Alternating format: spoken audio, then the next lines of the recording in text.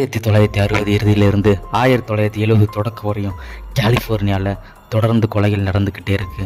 அதுவும் குறிப்பாக 1968 டிசம்பர் மற்றும் 1969 அக்டோபரில் நிறைய கொலைகளை ஒரே கொலைகாரம் பண்ணிட்டே இருக்கான். அதுவும் குறிப்பாக அவன் 16லேருந்து 29 வயசுக்கு உட்பட்ட ஆண்களையும் பெண்களையும் கொண்டிருக்கான்.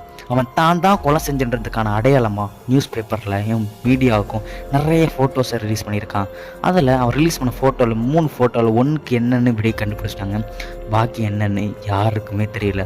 போலீஸ் அவனை தேடி தேடி கண்டுபிடிச்சி பார்க்குறாங்க. ஆனால் யாருன்னு தெரியாதனால 2006 அந்த கேஸை இன்ஆக்டிவ் பண்ணிட்டாங்க. திருப்பி 2007 மார்ச்சில் அந்த கேஸை திரும்பி ஆரம்பித்தாலுமே இன்ன வரைக்கும் அவன் யாருன்னு தெரியவே இல்லை. அவன் வேறு யாரும் இல்லை, அவனுக்கு அவனே வச்சுக்கிட்ட பெயர் ஜோடியாக் கில்லர். அந்த ஜோடியாக் கில்லரை இனிமேவாது கண்டுபிடிப்பாங்களா? நீங்கள் என்ன நினைக்கிறீங்க? இந்த மாதிரி விசித்திரமான விஷயங்களுக்கு நம்ம சேனலை மறக்காமல் சப்ஸ்கிரைப் பண்ணிக்கோங்க. அடுத்த